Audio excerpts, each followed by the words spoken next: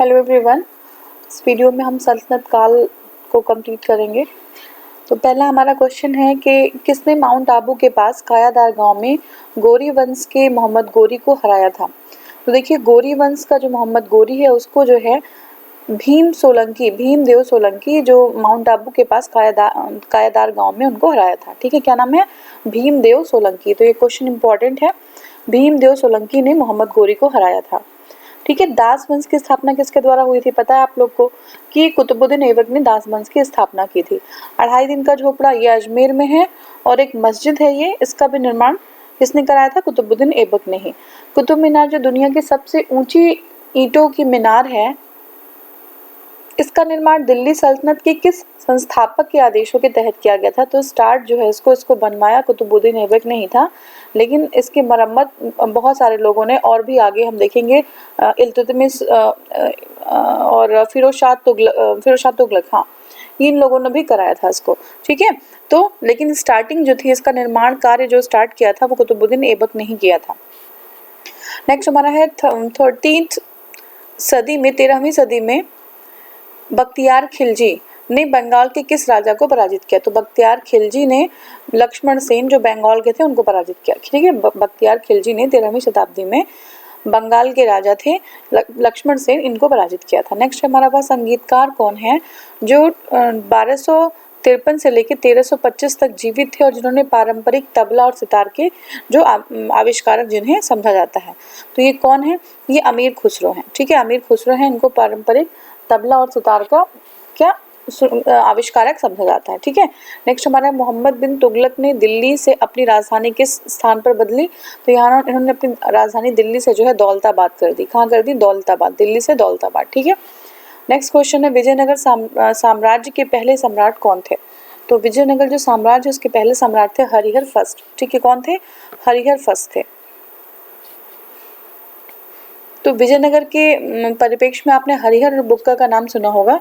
पहले साम्राज्य ये जो विजयनगर साम्राज्य है उसके पहले राजा का नाम अगर हम जानें तो ये है हरिहर फर्स्ट। ठीक है, देखिए विजयनगर साम्राज्य की अगर राजधानी देखें तो ये कौन सी है? हम्पी। ठीक है, अब देखिए हनमकोंडा शहर में स्थित एक ऐतिहासिक हिंदू मंदिर 1000 स्तंभ मंदिर जिसको कहते हैं 1000 टेम्पल पिलर के निर्माता कौन थे? तो इसके निर्माता रुद्रदेव थे। ठीक है, ये कहाँ पे है? हनमकोंडा शहर में है ये, और इसको 1000 पिलर टेम्पल कहते हैं, या इसको 1000 स्तंभ मंदिर भी बोलते हैं। तो इसके जो निर्माण करता है वो कौन थे? रुद्रदेव थे। नेक्स्ट हमारा है चित्तौड़ किस वंश की राजधानी थी? तो चित्तौड़ जो है सिसोदिया वंश की राजधानी थी। कौन सी? सिसोदिया वंश की। नेक्स्ट है नई दिल्ली स्थित जंतर मंतर जिसमें वास्तु संबंधी खगोल विज्ञान उपकरण मौजूद हैं, किसके द्वारा बनवाया गया? तो ये जो है आपका महाराजा जयसिंह द्वितीय ने बनवाया। नई दिल्ली में जो जंतर मंतर है वहाँ पे जो आपका खगोल विज्ञान उपकरण मौजूद हैं वो महाराजा जयसिंह ने बनवाया था। दिल्ली में जंतर मंतर एक ऐतिहासिक दृष्टि से महत्व क्यों रखता है? क्योंकि खगोलीय वेधशाला है ये।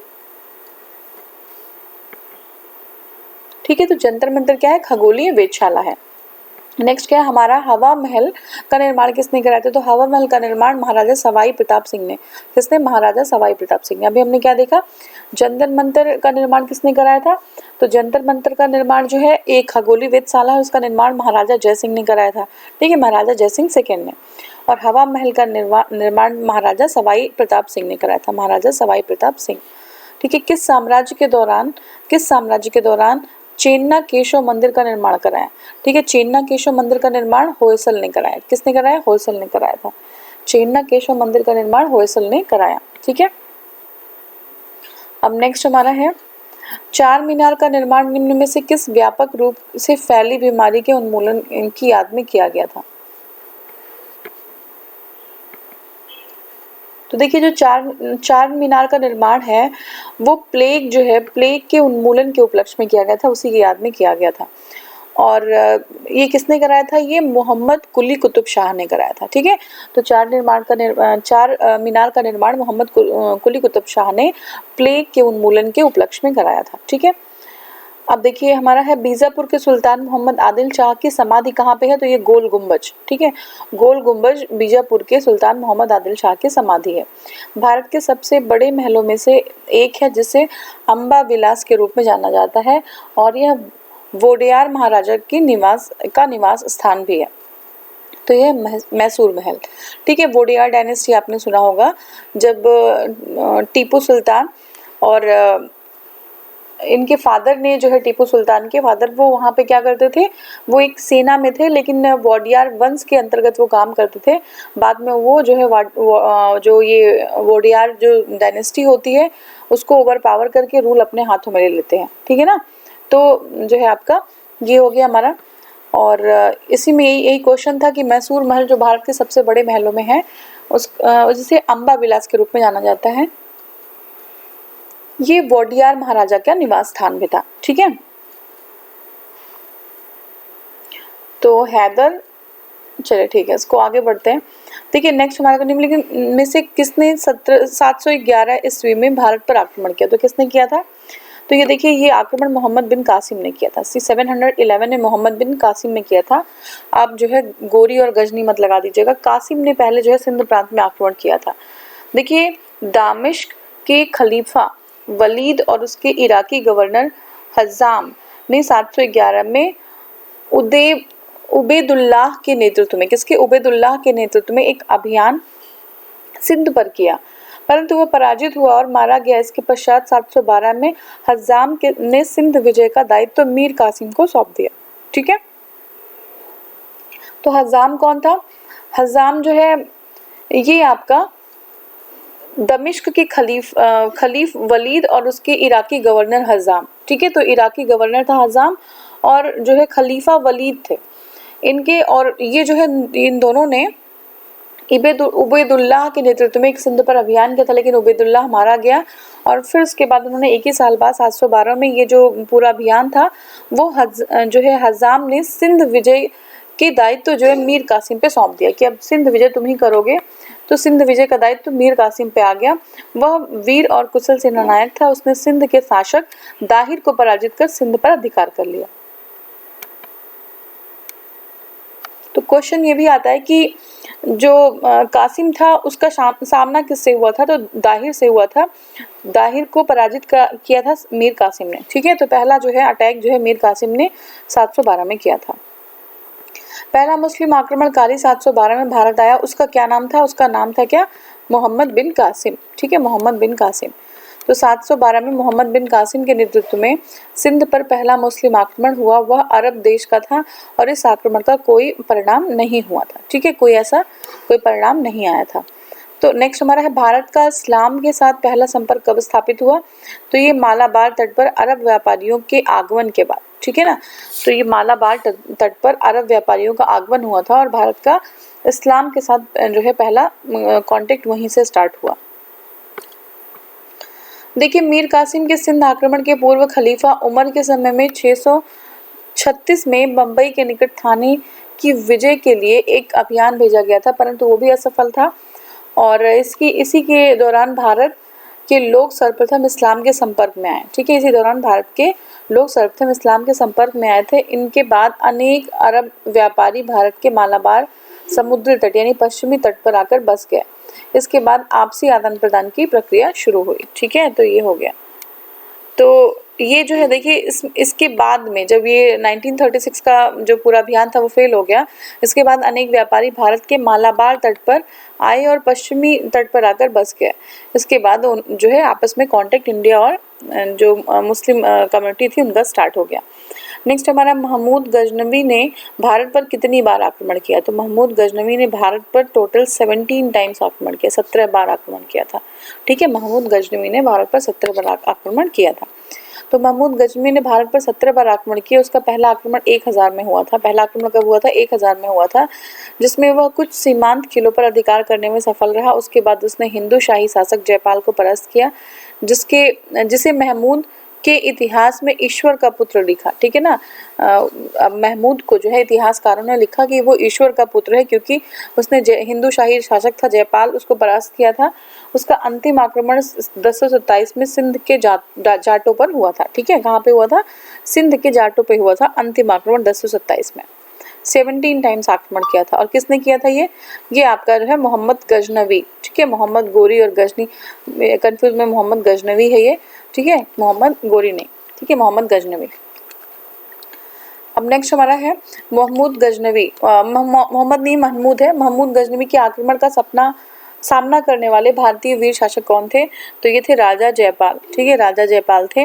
मोहम्मद गजनवी के आक्रमण का सामना करने वाले भारतीय शासक राजा जयपाल थे। 27 नवंबर 1001 को पेशावर के निकट जयपाल व गजनवी के बीच में युद्ध हुआ, जिसमें जयपाल पराजित हुए। नेक्स्ट हमारा निम्नलिखित में से कौन सा विद्वान भारत में महमूद गजनवी से साथ जुड़ा था? ठीक है, तो कौन था? ये अल-बरूनी था, ठीक है। अल-बरूनी जो है महमूद गजनवी के साथ जुड़ा हुआ था, उन्हीं के साथ वो इंडिया में आया था। देखिए, पुराणों का अध्ययन करने वाला प्रथम मुसलमान कौन था? तो यही थे अल-बरूनी, ठीक है। पुराणों का अध्ययन करने वाला प्रथम मुसलमान था अल-बरूनी। किसके शासनकाल का इतिहासकार था? तो ये जो है किसके शासनकाल में था? ये जो है महमूद गजनवी के साथ इंडिया में आया हुआ था। किसके निवेदन पर अल-बरूनी भारत आया था? तो वही आंसर है गजनवी। मुस्लिम लेखकों में से किसने संस्कृत का अच्छा ज्ञान था? तो अल-बरूनी को ही था, ठीक है। ये सारी क्वेश्चंस अल-बरूनी से रिलेटेड हैं। देखिए, प्रसिद्ध अरबी यात्री, अरब का यात्री था मोहम्मद अल-बरूनी, मोहम्मद गजनी के साथ सोमनाथ पर आक्रमण के साथ भारत आया था, ठीक है। सोमनाथ मंदिर पर जब आक्रमण हुआ था तो ये भारत आया था, और वह महमूद गजनवी का दरबारी कवि और इतिहासकार था, ठीक है। महमूद गजनवी का दरबारी कवि और इतिहासकार था। इससे संस्कृत का अच्छा ज्ञान था। यहाँ रहते हुए उसने खगोल विद्या, ज्योतिष, है ना, प्राकृतिक विज्ञान, धातु शास्त्र, पुराण, चिकित्सा शास्त्र व रसायन शास्त्र आदि विषयों का विस्तृत अध्ययन किया। उसकी पुस्तक तहकीक ए हिंद, क्या नाम थी उनकी पुस्तक का? तहकीक ए हिंद, 11वीं सदी के भारत के का चित्र प्रस्तुत करती है, ठीक है, तहकीक ए हिंद। नेक्स्ट है आत्मकथा शाहनामा के लेखक कौन थे? तो शाहनामा के लेखक फिरदौसी, ठीक है। शाहनामा के लेखक कौन थे? फिरदौसी थे। देखिए, शाहनामा के लेखक जो है फिरदौसी थे। वे महमूद गजनवी के दरबार में रहते थे। इसके अतिरिक्त अन्य विद्वान जो गजनवी के दरबार में रहते थे वो थे अल-बरूनी, उतबी, फराबी, बैकाही, उजारी और तुसी, और फिर उंजरी, और फिर असजदी और फर्रुखी। तो ये देखिए, ये सब लोग थे जो आपका गजनवी के दरबार में रहते थे। शाहनामा के लेखक की बात करते हैं तो वो फिरदौसी थे। वे महमूद गजनवी के दरबार में रहते थे, और बहुत सारे और विद्वान थे, जैसे अल-बरूनी हो गया, उतबी हो गया, फराबी हो गया, बैकाही हो गया, उजारी, तुत्सी। देखिए, तुत्सी नहीं, तुसी तो एक ट्राइब है जो है अमेरिका, आपका अफ्रीका में, ठीक है। उंजुरी, और उसके बाद असजदी और फर्रुखी। तो ये सारे लोग उनके दरबार में रहते थे। तराइन का प्रथम युद्ध कब हुआ? तो देखिए, तराइन का प्रथम युद्ध 1119 में 1191 में हुआ था, सॉरी। तराइन का फर्स्ट जो युद्ध हुआ था वो 1191 में 1191 में हुआ था। तो तराइन का प्रथम युद्ध 1191 में हुआ था। थानेश्वर के समीप तराइन के मैदान में दिल्ली और अजमेर के राजा पृथ्वीराज चौहान और मोहम्मद गोरी के बीच में हुआ था, ठीक है। तो तराइन का प्रथम युद्ध 1991 में हुआ था। ये थानेश्वर के समीप तराई के मैदान में दिल्ली और अजमेर के राजा जो हैं कौन थे? वो पृथ्वीराज चौहान थे, उनके मध्य में और गोरी के बीच में हुआ था, ठीक है। और इसमें मोहम्मद गोरी की हार हुई थी, ठीक है, मोहम्मद गोरी इसमें हार गया था। तो ये चीज़ थी। अब नेक्स्ट हमारा है निम्नलिखित में से किस राजपूत राजा ने मोहम्मद गोरी को पहली बार हराया था? किसने हराया था? तो ये बघेल भीम ने हराया था, ठीक है। मोहम्मद गोरी को किसने पहली बार, कौन से राजपूत राजा थे जिन्होंने मोहम्मद गोरी को हराया था? तो बघेल भीम ने हराया था।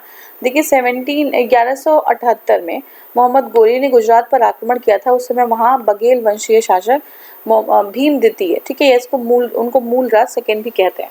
तो भीम द्वितीय को मूलराज सेकंड भी कहा जाता है। तो इन्होंने जो है हराया था किसको? मोहम्मद गोरी को। आबू की तलहटी में इन्होंने गोरी को पराजित किया। वह गोरी की भारत में प्रथम पराजय थी। नेक्स्ट हमारा है दिल्ली सल्तनत शासित हुआ था। दिल्ली सल्तनत जो था वो शासित हुआ था 5 राजवंशों द्वारा, ठीक है। दिल्ली सल्तनत शासित हुआ था 5 राजवंशों द्वारा। 5 राजवंश थे जिन्होंने दिल्ली सल्तनत को शासित किया। ठीक है, तो ये चीज़ थी। नेक्स्ट हमारा है दिल्ली सल्तनत पर शासन करने वाले वंशों का शुरू से बाद में सही क्रम क्या है। ठीक है, तो देखिए अगर दिल्ली सल्तनत पर क्रम से शासन करने वाले 5 जो राजवंश को देखें तो हमारा गुलाम वंश था। ठीक है, गुलाम वंश 1206 से 1290। ठीक है, 1206 से 1290।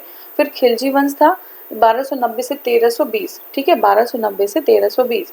उसके बाद तुगलक वंश था 1320 से 1414। सैयद वंश था 1414 से 1451। और लोधी वंश था 1451 से 1426। ठीक है, तो ये था। पहले गुलाम वंश आया, फिर खिलजी आया। ठीक है, खिलजी 1290 से 1230।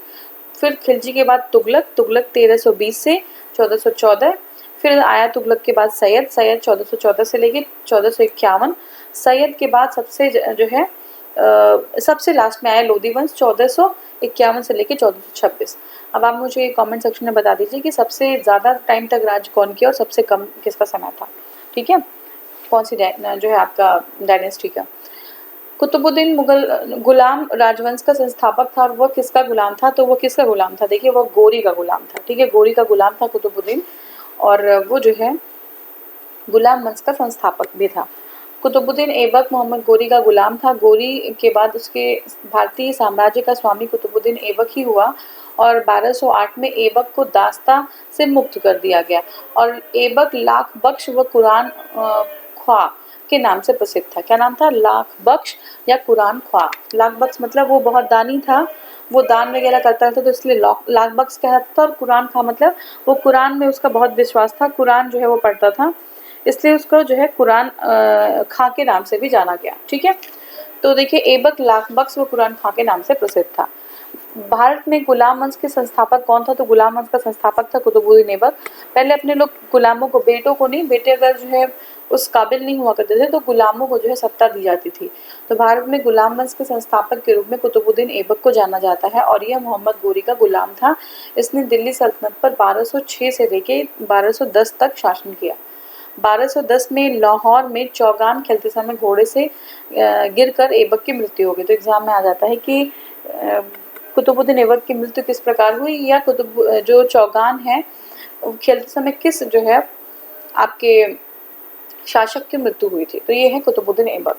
नेक्स्ट हमारा निम्नलिखित में से कौन सा शासक दास राजवंश से संबंधित है, तो ये है आपके इल्तुतमिश। कुतुबुद्दीन के बाद जो है इल्तुतमिश गद्दी पे आता है, तो ये भी जो है दास वंश के का जो है से संबंधित है।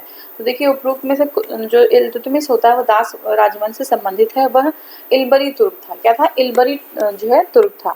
हुमायूं और अकबर मुगल राजवंश से संबंधित हैं तथा अहमद शाह अब्दाली अफगान राजवंश से है। इल्तुतमिश की बात करें तो देखिए इसने इक्ता प्रथा की स्थापना की। ठीक है, इल्तुतमिश ने इक्ता प्रथा की स्थापना की थी। ठीक है, नेक्स्ट हमारा है निम्नलिखित शासकों में गुलाम वंश से संबंध रखने वाला कौन है, तो गुलाम वंश से संबंध रखने वाला कौन है, ये है इल्तुतमिश। ठीक है, इल्तुतमिश। देखिए 1206 से 1290 तक दिल्ली सल्तनत पर गुलाम वंश का अधिकार रहा। गुलाम वंश ने 1210 से 1336 तक दिल्ली पर शासन किया। कब से, 1210 से 1336 तक, 1236 तक, 1210 से 1236 तक इल्तुतमिश का शासनकाल था।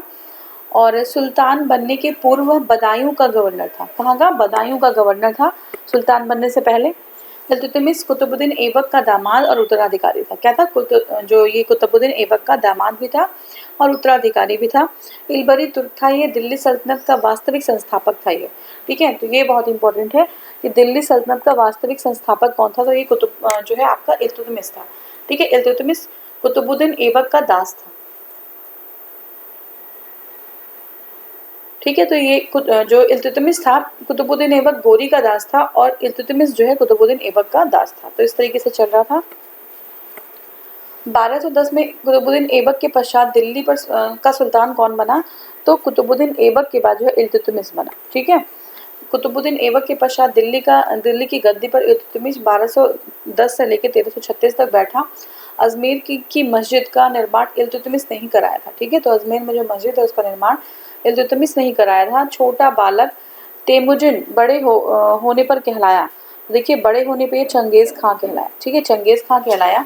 तो चंगेज़ खां का इनडायरेक्टली जो है बचपन का नाम पूछा जा रहा है।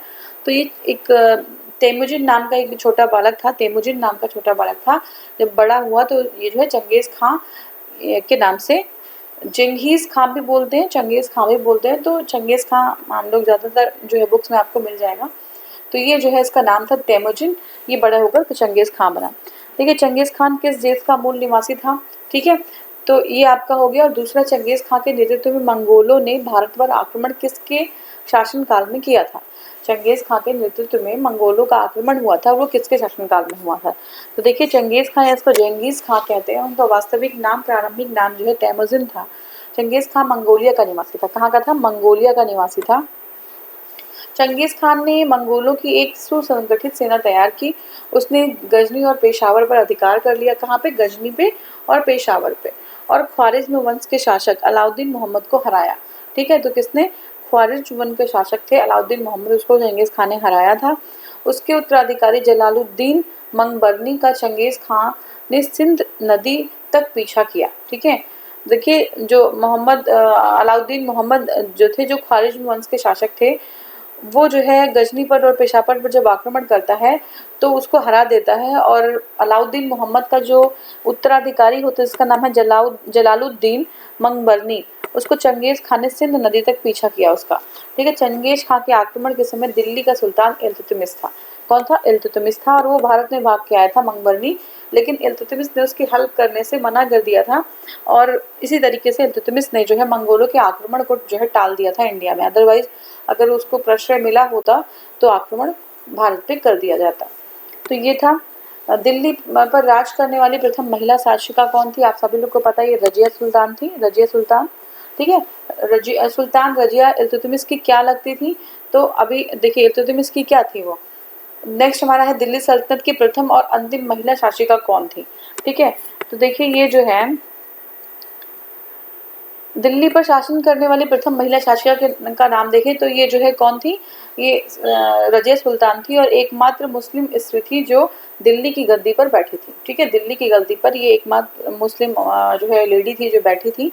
और ये जो है इल्तुतमिश की पुत्री थी। हालांकि कुछ ही टाइम रही, इनको मार दिया गया था और इनके भाइयों को षड्यंत्र के से जो है गद्दी पे बैठा दिया गया था, जो काबिल नहीं थे, उस जो वर्दी नहीं थे गद्दी के। ठीक है, तो इल्तुतमिश की पुत्री थी ये। उसने जो है 1336 से लेके 1200, बस सिर्फ 4 साल का जो है उनका टाइम था, दिल्ली पर शासन किया। कुतुब मीनार के निर्माण के, अब वो शासन करते समय जो है वो उनकी जो वेशभूषा होती थी, पोशाक उनका, वो जो जैसे मेल पहना करते थे वैसे ही वो पहनती थी। ठीक है, तो नेक्स्ट क्या है? कुतुब मीनार के निर्माण का कार्य किसने पूरा किया? तो कुतुब मीनार के निर्माण का कार्य जो है पूरा किया गया इल्तुतमिश के द्वारा। ठीक है, इल्तुतमिश ने पूरा किया। ठीक है, इल्तुतमिश ने पूरा किया। कुतुब मीनार जैसे ख्वाजा कुतुब, आपका फिर से देख लेते हैं। कुतुब मीनार जिसका जो है ख्वाजा कुतुबुद्दीन बख्तियार काकी की स्मृति में निर्माण कराया गया था कुतुबुद्दीन ऐबक द्वारा 1992 में प्रारंभ किया गया। किसने प्रारंभ किया? कुतुबुद्दीन ऐबक ने।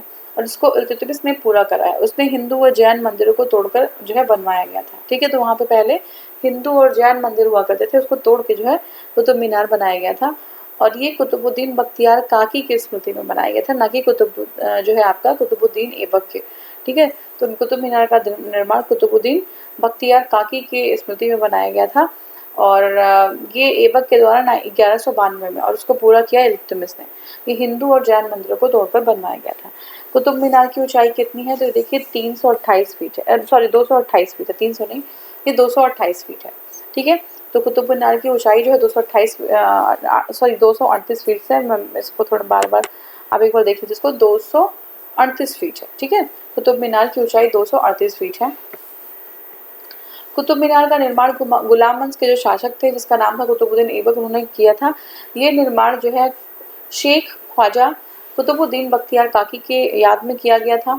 यह जो है मीनार दिल्ली से 12 मील दूर पर महरौली गांव में स्थित है। कहाँ पे है ये? दिल्ली से 12 मील दूर महरौली गांव में स्थित है। बहुत सारे लोग घूमने भी जाते हैं, मेट्रो स्टेशन भी वहाँ पे जाती है, तो ये महरौली में है। ऐबक इस इमारत की 4 मंजिलों का निर्माण कराना चाहता था, पर एक मंजिल का निर्माण के बाद ही उसकी मृत्यु हो गई, और शेष मंजिलों का निर्माण जो है वो इल्तुतमिश ने कराया था 1231 में। ठीक है, इसकी ऊंचाई 237.8 फीट है। अगर बिल्कुल हम एग्जैक्टली देखें और मीटर में देखें तो 72.5, ठीक है, 72.5 मीटर है। निम्नलिखित में को दिल्ली पर उसके शासन काल की तिथि क्रम में व्यवस्थित करना। देखिए तो क्या हो जाएगा, पहला हो जाएगा 3 यानी कि इल्तुतमिश, उसकी पुत्री रजिया, फिर नसीरुद्दीन भाई उसका, और उसके बाद बलबन, ठीक है। तो देखिए इल्तुतमिश जो है ये 1210 से 1236, फिर रजिया 1236 से 1240, फिर नसीरुद्दीन 1246 से 66, ठीक है, और उसके बाद बलबन जो है 1266 से लेके 87। राजा राजा दैवी अधिकार से संपन्न है। इससे मिलता जुलता सिद्धांत है राजा की गरिमा। इस दूसरे सिद्धांत का प्रतिपादन करने वाला प्रथम मुस्लिम शासक कौन था, तो ये जो है बलबन था, ठीक है। बलबन जो है इसने राजा की गरिमा का जो है सिद्धांत प्रतिपादित किया, जिसका जो है जो मिलता जुलता है राजा दैवी अधिकार से संपन्न है, ठीक है। तो ये हो गया। देखिए राजत्व की गरिमा का सिद्धांत प्रतिपादन करने वाला प्रथम शासक बलबन था। उसने दरबारियों से कहा कि जो राजत्व है एक दैवी संस्था है। उसने अपने पुत्रों से राजत्व से संबंध में कहा कि राजा का हृदय ईश्वर की कीर्ति को प्रतिबिंबित करता है, ठीक है। राजा का जो हृदय है वो ईश्वर की कीर्ति को प्रतिबिंबित करता है। बलबन ने अपने को फिरदौसी के शाहनामा में वर्णित अफरासियाब जो वंशज है तथा शासन को ईरानी आदर्श के रूप में सुव्यवस्थित किया। तो जो शासन था वो बिल्कुल ईरानी तौर तरीके से चलाना चाहता था, उसके आदर्श के रूप में सुव्यवस्थित भी किया। और बलबन ने जो है फिरदौसी ने जो है शाहनामा लिखा था। उसमें जो है एक वंश का वर्णन है जिसका नाम है अफरासियाब वंशज। तो वो अपने आप को अफरासियाब वंश से एसोसिएट करता था। बाजार नियंत्रण प्रणाली किसने प्रारंभ की थी, तो ये जो है अलाउद्दीन खिलजी ने स्टार्ट किया था बाजार नियंत्रण प्रणाली, ठीक है। तो अलाउद्दीन खिलजी 1296 से लेकर 1316 ईस्वी में बाजार नियंत्रण प्रणाली प्रारंभ की थी। अलाउद्दीन के बाजार नियंत्रण के विषय में जानकारी तारीख फिरोजशाही यानी कि बरनी की जो जो आपका लिखा हुआ है बरनी ने, तारीख फिरोजशाही और ख्वाइनुल फुतूह यानी अमीर खुसरो, ठीक है। ख्वाइनुल फुतूह मतलब अमीर खुसरो, और रेहला यानी इब्न बतूता नामक ग्रंथों में मिलता है, ठीक है। रेहला यानी इब्न बतूता नामक ग्रंथों में मिलता है। तो ये हो गया। देखिए फिर से एक बार ये इम्पोर्टेंट है, अलाउद्दीन खिलजी का टाइम भी देख लीजिए, 1296 से लेकर 1316, ठीक है। अलाउद्दीन खिलजी का बाजार नियंत्रण की जानकारी कहाँ कहाँ से मिलती है, तारीख फिरोजशाही, बरनी की जो है तारीख फिरोजशाही। दूसरा आपका है खजाइनुल फुतूह, ये अमीर खुसरो का है, और रेहला जो इब्न बतूता का है उसमें भी मेंशन है, ठीक है। नेक्स्ट हमारा है प्रसिद्ध पारसी वर्ष नौरोज को भारत में निम्न में से किसने प्रारंभ किया। तो प्रसिद्ध पारसी जो वर्ष है नौरोज उसको किसने प्रारंभ किया, उसको प्रारंभ किया बलबन ने, ठीक है। बलबन ने स्टार्ट किया। क्या है आपका पारस के नौरोज को बलबन ने स्टार्ट किया क्योंकि वो ईरानी प्रथा का जो है समर्थक था, और उसी ने जो है स्टार्ट किया था नौरोज को, ठीक है। किसने, बलबन ने। नेक्स्ट हमारा है प्रसिद्ध पारसी पर्व नौरोज को भारत में बलबन ने प्रारंभ किया था। बलबन 1266 से लेकर 1287 ईस्वी तक दिल्ली का सुल्तान रहा। इसके अलावा उसने सिजदा और पैबोस, ठीक है, सिजदा और पैबोस ये भी एक ईरानी प्रथा है, इसको अपने दरबार में शुरुआत कर दिया इसका, जो कि गैर इस्लामी समझा जाता है। बलबन इल्तुतमिश का दास था, ठीक है। बलबन क्या था, इल्तुतमिश का दास था। देखिए सिजदा और पैरबोस में क्या होता है कि राजा के पैर को चूमना और झुक के जो है एंट्री करना होता है ना, कि देखे होंगे आपने मूवीज वगैरह में। तो ये सिजदा और पैरबोस ईरानी प्रथा है, लेकिन ये मुस्लिम धर्म के खिलाफ है। वहाँ पे अल्लाह के सिवा और किसी के सामने झुकने को नहीं कहा जाता है, तो ये मुस्लिम धर्म के खिलाफ है। नेक्स्ट हमारा है अलाउद्दीन खिलजी ने मूल नियंत्रण नीति किसके भले के लिए लागू की थी। तो ये जो है सैनिकों के भले के लिए मूल नियंत्रण नीति को लागू किया गया था, क्योंकि सैनिक जो है सैनिक के जो चीज़ें खरीदते थे उनको बहुत ही महंगी पड़ जाती थी। तो जो एक कहीं ना कहीं एक जो राज्य था उसके ऊपर भी बर्डन पड़ रहा था, तो इसके लिए जो है उसने ऐसा काम किया था। इतिहासकार परमात्मा शरण के अनुसार, परमात्मा शरण है इनके अनुसार, अलाउद्दीन खिलजी के मूल नियंत्रण का उद्देश्य न्यूनतम वेतन द्वारा ज़्यादा से ज़्यादा सैनिकों को रखना था, ठीक है। न्यूनतम वेतन के द्वारा ज़्यादा से ज़्यादा सैनिकों को रखना था। इतिहासकार मोरलैंड एवं के एस लाल के अनुसार मूल नियंत्रण नीति केवल दिल्ली में लागू थी। कहाँ पे थी, दिल्ली में सिर्फ लागू थी, और ये कहा मोरलैंड और के.एस. लाल। राजस्व सुधारों को सर्वप्रथम किसने चलाया था?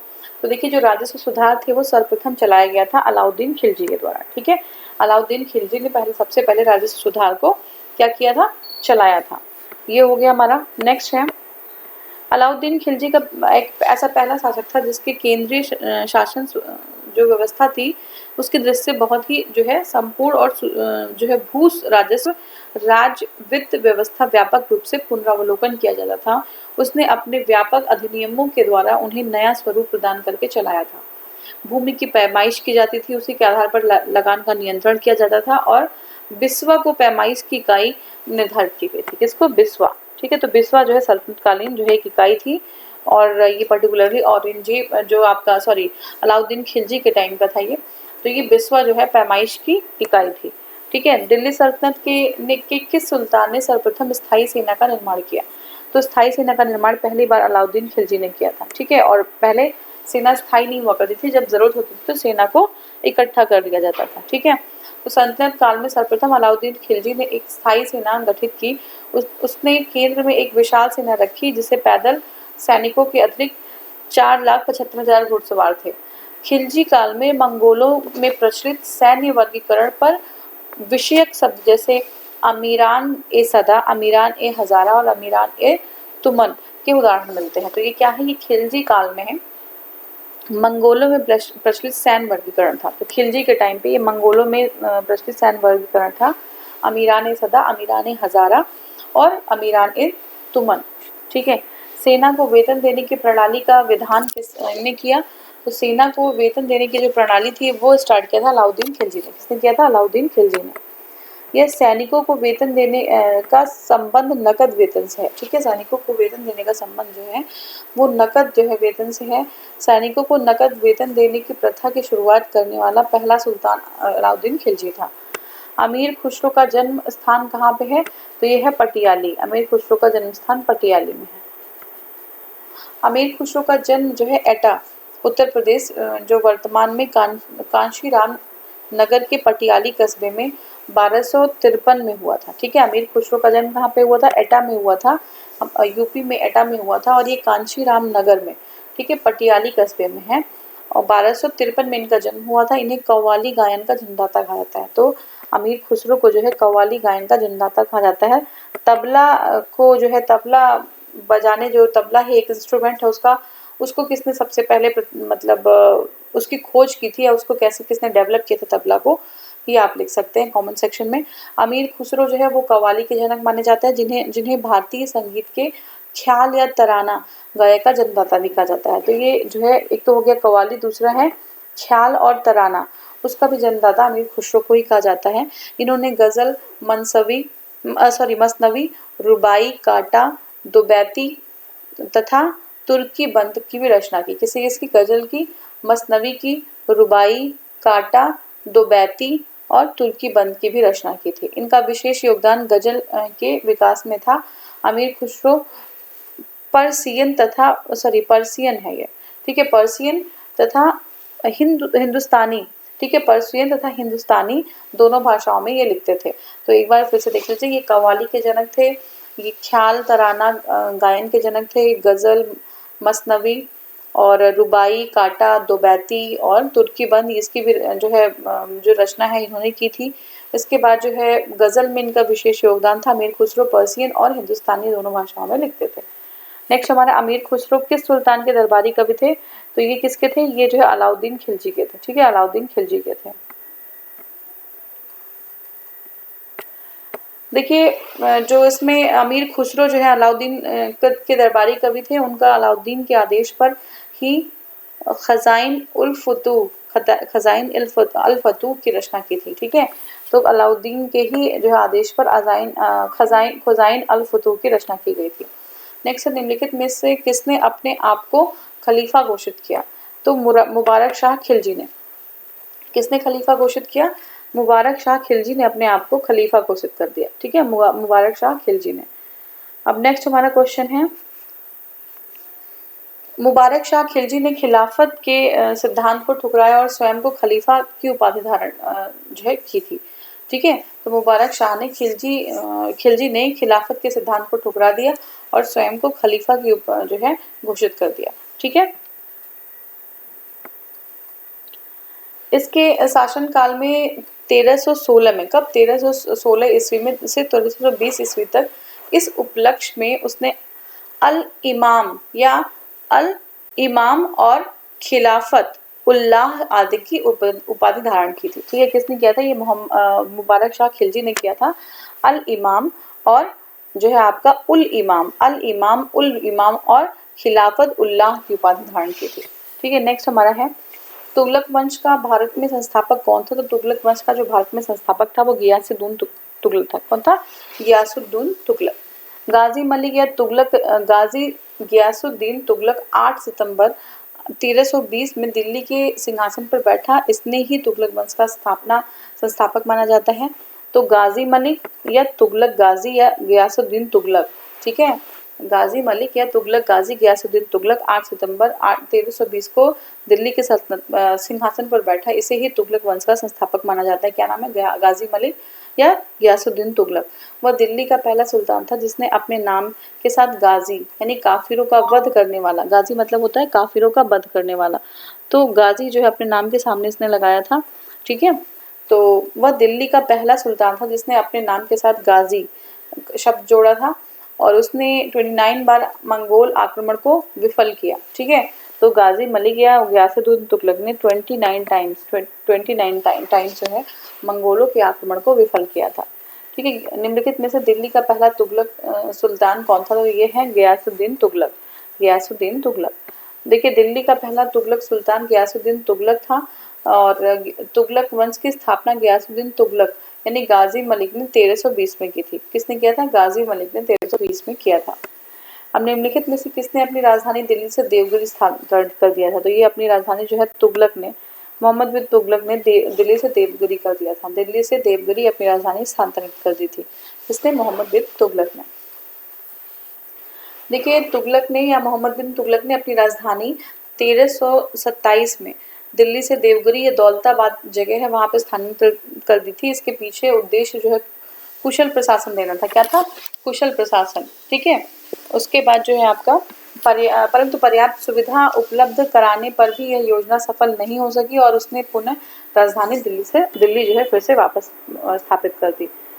तो यहाँ तक हमने कंप्लीट कर लिया। नेक्स्ट वीडियो में हम नेक्स्ट वाला पार्ट कवर करेंगे। Thank you so much for watching.